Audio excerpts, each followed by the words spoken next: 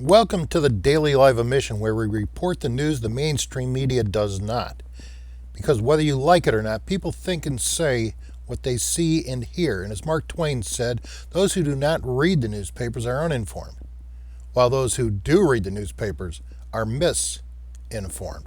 Accordingly, the Daily Lie of Omission is going to give you something else to hear and see. Our lead story is the question Donald Trump brings up, and one that the MSM is howling in case of thou doth protesteth too much, to the exclusion of everything else. It's the issue of voter fraud in America today, and I think you'll be shocked not only the details, but the impact, because if America does not have free elections, Americans are no longer free. So we open with some of the facts surrounding the presidential election of 2012 between Barack Obama and Mitt Romney. Ever wonder why Republicans want voter ID? In 59 voting districts in the Philadelphia region, Obama received 100% of the votes, not even a single vote recorded for Romney, a mathematical statistical impossibility. In 21 districts in Wood County, Ohio, Obama received 100% of the votes, again, where GOP inspectors were illegally removed from their polling locations. Again, when not one single vote was recorded for Romney. Again, a statistical impossibility. In Wood County, Ohio, 106,258 voted in a county with 98,213 eligible voters. In St. Louis County, Florida, there were 175,574 registered voters, but 247,713 votes were cast. Palm Beach County, Florida had 141% voter turnout. In one Ohio county, Obama won by 108% of the total number of eligible voters. Fun facts are Obama won in every state that did not require a photo ID and lost in every state that did require a photo ID. Further, to vote in Mexico, every eligible Mexican citizen has to have a tamper-proof photo ID card with a thumbprint and an embossed hologram. All citizens are required to personally enroll and show proof of birth or citizenship, and are required to personally return to collect their voting credential. Now, I'm not saying we should have a nationwide voting ID card, because that's just registering everyone for the government. But we should have voter ID. You should have to show a photo ID. The driver's license, gun card, doesn't matter. You have to have a photo ID to vote. How is it that we can't upgrade? Why can't we upgrade to Mexican standards without being called racists? All these people from Mexico come here, theoretically. They register them. And there's no photo ID. There's no card. Sure, they think they're getting away with murder, and they are. And maybe it's because one political party is dependent upon voter fraud, and the other's not. Could that be the case? And we follow up this clear observation with a note from noted columnist George Will, a Trump opponent, yet he is in agreement with Trump by pointing out Democrats say voter ID cards burden the exercise of the fundamental right to vote for poor people. Yet the Supreme Court also says that travel is a fundamental right. No one thinks that showing an ID at the airport burdens that fundamental right. As far as being a burden upon the poor and African Americans to vote, there is an even split between black and white voters without picture IDs. Yet in India, there's 1.27 billion people. 400 million of them make $1.25 a day, yet everyone has a voter ID card. They get it done. That's India. We're America. You're telling me we can't get this done? In 2008, an estimated 1.2 million illegal aliens voted in the election. So you can see it's been going on for a while. This is significant because George Bush in 2000 won by just 547 votes in Florida. Senator Al Franken of Minnesota, who was the 60th vote for Obamacare, won by just over 300 votes. Still, U.S. former Attorney General Eric Holder has said voter fraud doesn't exist. Yet his employer says there's not a smidgen of corruption in the IRS and the Lynch Department of Injustice, and the committee of the FBI, after enumerating the felonies that Hillary Clinton committed, said she did not commit them.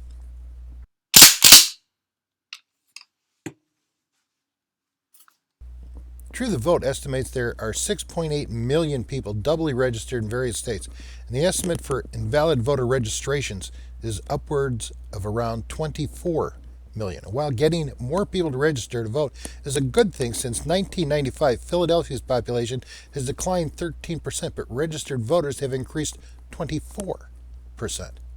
In Ohio, the U.S. Census Bureau's 2003 estimate is that in Franklin County, where the University of Ohio resides in the city of Columbus, there are approximately 815,000 people over 18, but 845,750 are now registered.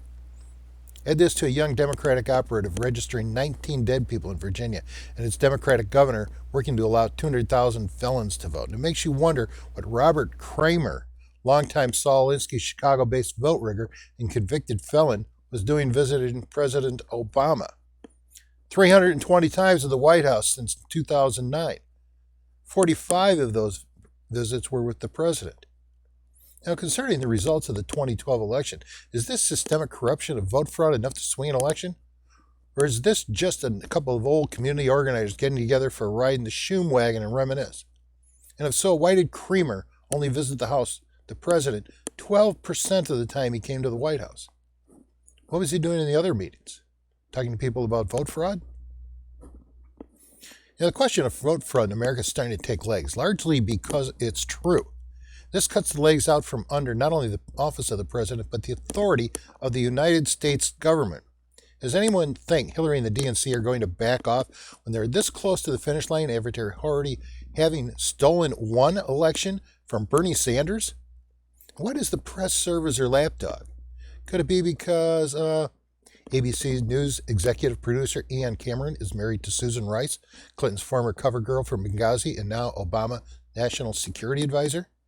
That CBS President David Rhodes is the brother of Ben Rhodes, Obama's Deputy National Security Advisor for Strategic Communications. Or ABC News correspondent Claire Shipman is married to former White House Press Secretary Jay Carney. Or ABC News and Univision reporter Matthew Jaffe is married to Katie Hogan, Obama's Deputy Press Secretary. Or ABC's President Ben Sherwood is the brother of Obama's Special Advisor, Elizabeth Sherwood. Or CNN President Virginia Mosley is married to former Clinton aide, Deputy Secretary Tom Nides. And NBC isn't playing square either, as we can see from this choice of poll experts that helped develop the NBC Wall Street Journal Trump-Clinton poll that gave her an 11-point rate. Let's take a closer look at how these polls are conducted. Especially this one shows Hillary 11 points ahead of Donald Trump. Here's the development background on the NBC Wall Street Journal poll. First off, it was conducted by Peter D. Hart Research Associates and led by Jeff Guerin, who has a long history of service to organizations like Bill and Melinda Gates Foundation, Harvard, Planned Parenthood, Chuck Schumer, Dick Durbin, Dianne Feinstein, and Barack Obama. So it's no surprise in the quarterly FEC financial filings of a Clinton super PAC called Priorities USA Action, Peter D. Hart Research and Associates was paid $178,000 in August, just prior to the DNC convention, and again in September, $42,000. That's over $200,000 in 1 month.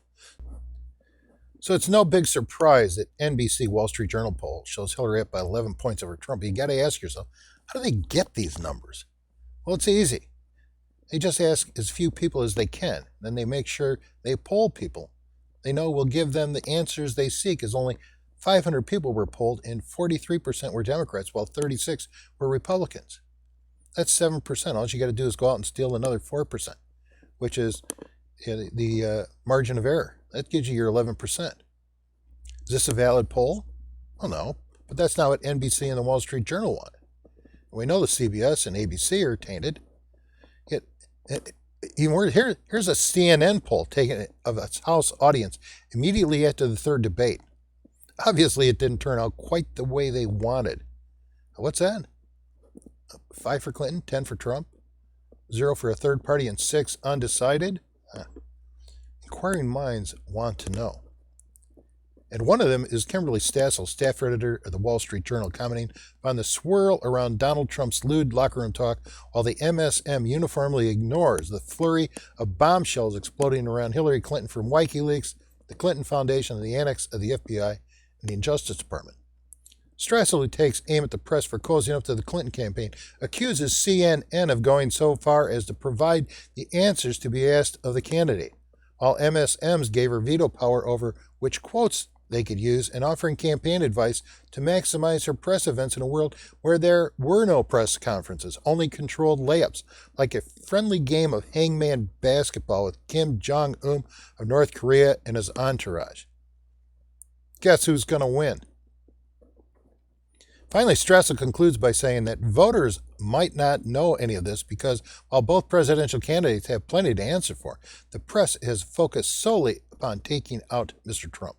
And the press is doing a diligent job about it. I wish it stopped there, but now we come to find out that Smartmatic, a UK corporation of George Soros, and run by a former UN wonk Mark Malloch Brown, who also serves on Soros' Open Society Foundation and other agencies of the deranged and rotting billionaire. Smartmatic has their machines in 11 states: Arizona, California, Washington, D.C., Florida, Illinois, Louisiana, Michigan, Mississippi, New Jersey, Nevada, Oregon, Pennsylvania, Virginia, Washington, and Wisconsin. That's 230 electoral votes. You need 272 to win.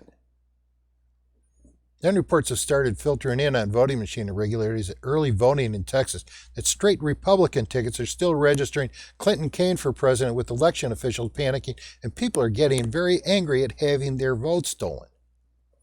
It's like starting the election with a bunch of at-large delegates like the ones Hillary used to beat Bernie. The rest of the story is she went on to steal the rest of California, Nevada, New York, New Jersey ad infinitum. So now you've got to ask yourself, if someone will cheat to get to the dance, what do you think they'll do when it's all on the line? Yeah, don't worry, you don't have to answer that. It's called a Socratic or rhetorical question. And the answer is yes. They will cheat and steal, and they'll conspire. Of interest, on an international note, Smartmatic also supplied the voting machines in Venezuela, starting in 2004, and was reported to have orchestrated Hugo Chávez's landslide victory by the BBC of Venezuela, CAN-TV. Or at least it reported that way up until 2007, when President Chávez nationalized CAN-TV and effectively bought the MSM of Venezuela. But it's different in America. Our MSM is already bought. Other key stories of the week was the suspension of Julian Assange's internet connection of Wikileaks, and why this isn't going to slow Wikileaks down. It does just show how deep Assange is striking at the Obama-Clinton continuum in their contempt for the American people and the rule of law. You're wondering why and how Ecuador decided to terminate Assange's internet access. For the Obama administration that's trying to stop Wikileaks is because Ecuador uses the dollar as their official currency. And John Kerry made the president of Ecuador an offer he couldn't refuse. But Wikileaks will continue because of a failsafe that kicks in if Assange is compromised like the U.S. and Kerry did last week. In fact, if anything, it has increased Wikileaks releases, with Joe Podesta's file reaching over 30,000 emails released, with a treasure trove of scandal that documents the DNC's organizing violence against Trump events and voter fraud, causing a few of Hillary's organizers to resign their positions within her campaign, like Barack's good friend Bobby Creamer and his young trainee, a shadowy Mr. Fovey. And how did Julian Assange respond with the truth? He twixt, there is no U.S. election. There is power consolidation. Rigged primary, rigged media, and rigged Pied Piper candidate drive consolidation. I'm afraid it's true. This exhibition of lawlessness in America and arrogance has pushed President Duterte to declare the Philippines are separating from the United States in favor of both China and Putin, as Zero Hedge reports the facts, which is milder on the MSM-controlled media, downplaying it, cutting it down to just China and Russia were supportive when Duterte complained about U.S. megalomania ruling Philippines. This is an introduction of the softening of bad news we can expect to increasingly replace the truth in America.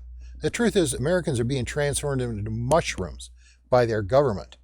Now, the cover-up of Hillary's lawlessness makes Nixon's Watergate look like child's play given the scope of the corruption, and it's obvious that Julian Assange's Wikileaks is the only source able to drive the truth into the open. So who do they blame? Russia. Like everyone else tired and familiar with the tired tactic of blaming the Russians. It's like blaming the dog when something stinks. Sure, it works to keep America transfixed during Cold War I, but that was almost 30 years ago. And I think, at least I hope, Americans are getting fed up. Conspiracy theory? Okay, sue me. But if you understand the term conspiracy theory was cooked up by the CIA in the 1960s to ridicule people that reported the truth about the CIA to America.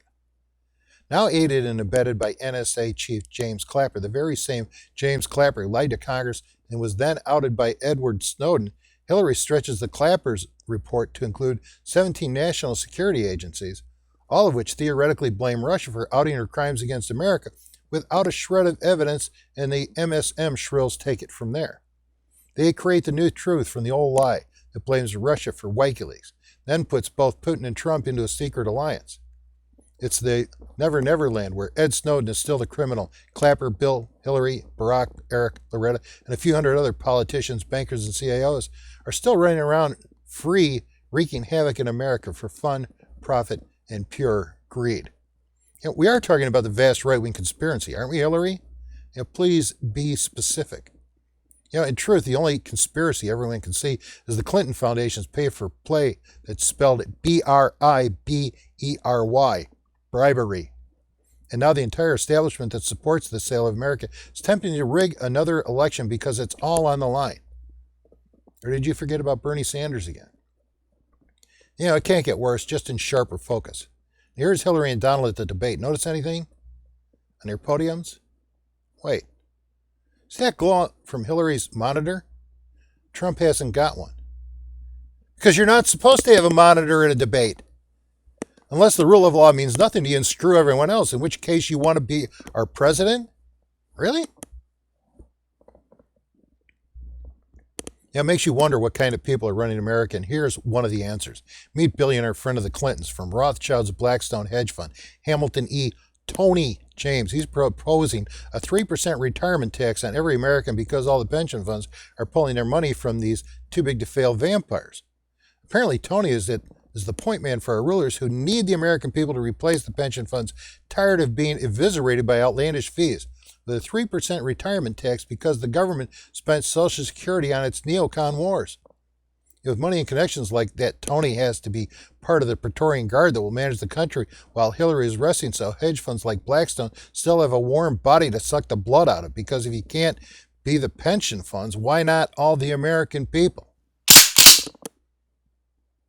Okay, Russia is the whipping boy, so it's no surprise then that RBS Bank in London has unilaterally suspended the bank account of RTTV, the Russian answer to the BBC and Americans' MSM. If you can't buy them, harass them, take their money, try and shut them down.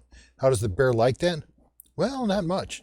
So we can see from this map outlining the route that a Russian naval task force is taking to the shores of Syria, a place that's starting to get a bit crowded with U.S., England, and NATO vessels and aircraft. And given Hillary's performance in Egypt, Syria, Libya, and Ukraine, it's hard to blame the Ruskies. After all, should Assad fall in Syria, you can bet the Islamic jihadists in Syria, once they find themselves out of work, will turn their attention to Russia. So for Russia, it's either fight them in Syria or fight them in Russia. If you're Russia, Syria is better. And this defines the Russian foreign policy in the Middle East. What do we find Americans, hardcore neocons, doing? They're stymied in Syria, so they're calling for the U.S. Navy to get involved in a Yemen against the militants fighting Saudi Arabia that are allegedly Iranian puppets with a view to expand a larger war to include Iran. It was with a global sigh of relief then that the Pentagon announced it was doubtful that Yemen rebels launched missiles against the USS Destroyer Rose. This leaves the only other source of attack to be our allies, Saudi Arabia, firing missiles at our destroyers, trying to drag us into another worthless, endless neocon war. Now, here's an interesting history lesson from the Science of Liberty on the history of Al-Qaeda ISIS. Back in 1912, Al-Qaeda ISIS was called the Ikhwan. It was formed by Ibn Saud as his covert military arm that he used to spread terror and subvert opponents during World War I, and afterwards to wrest the Hajj from Faisal and expand Saudi Arabia to the Red Sea. By 1927, things were winding down, but not the Ikhwan. So Ibn Saud invited them all to a feast where he machine gunned them all down because they were getting it out of hand with their rape and pillage even then, and nothing has changed, including their financial backer. It's no mistake that the Science of Liberty American Reformation calls the liberation of Saudi Arabia as the centerpiece of a state of liberty's foreign policy, which I call the peace of freedom. In one fell swoop, America can destroy Islamic Jihad and secure an endless supply of oil for the world. It's all about cleaning up America's most glaring past foreign policy mistake. That's singular.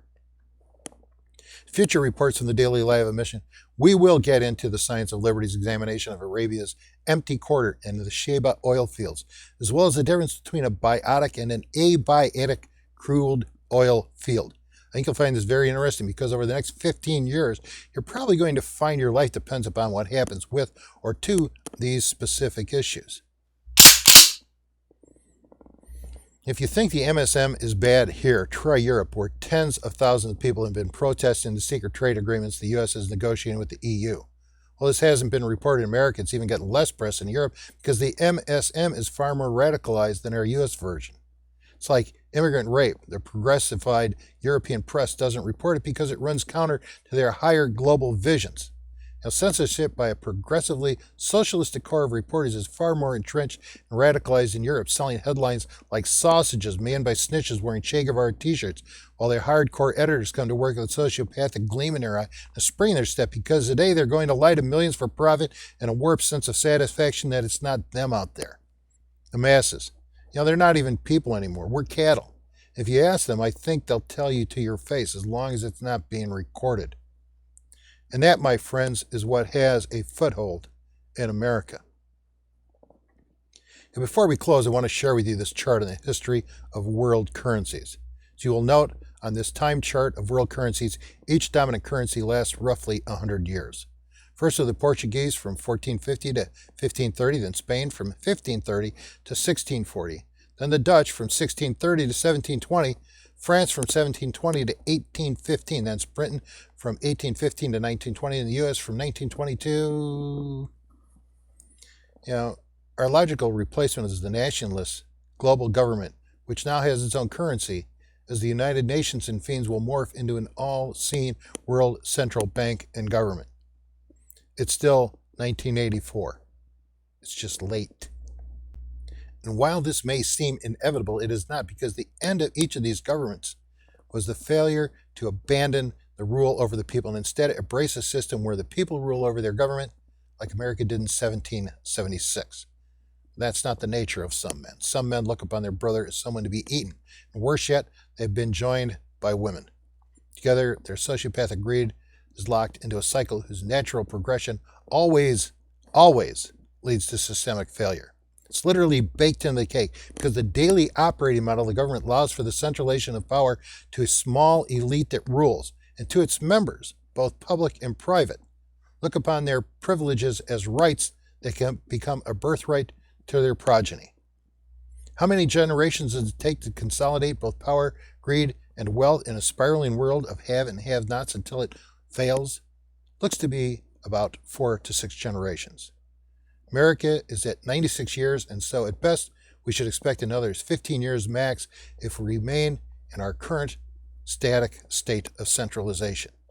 Whether it's conspiracy or not is immaterial because it's the reality. It may not start out as a conspiracy, but it does become one in order to survive, at least as long as it's able.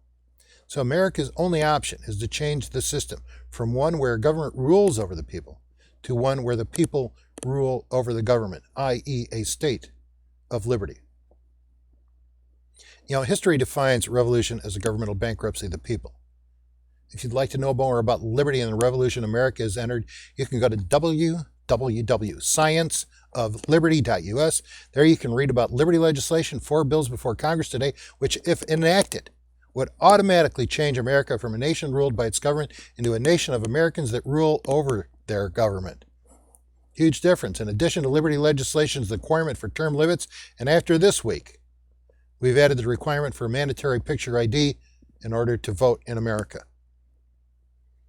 Further, you can read for free the first 42 pages of The Science of Liberty and buy, donate, or click on the blog page, which will take you to www.electanewcongress.com, where we'll post the text and links to these articles covered in this episode.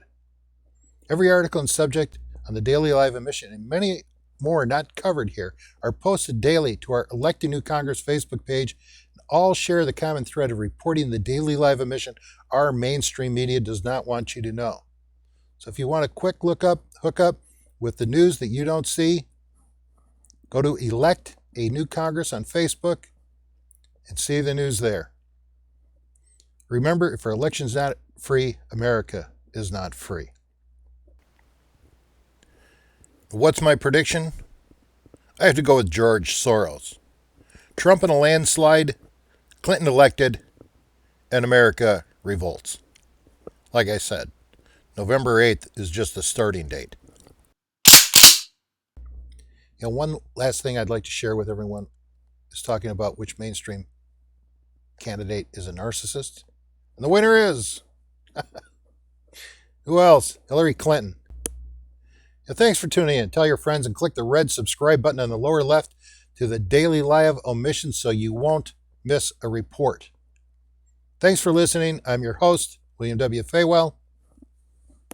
Surf's up, America.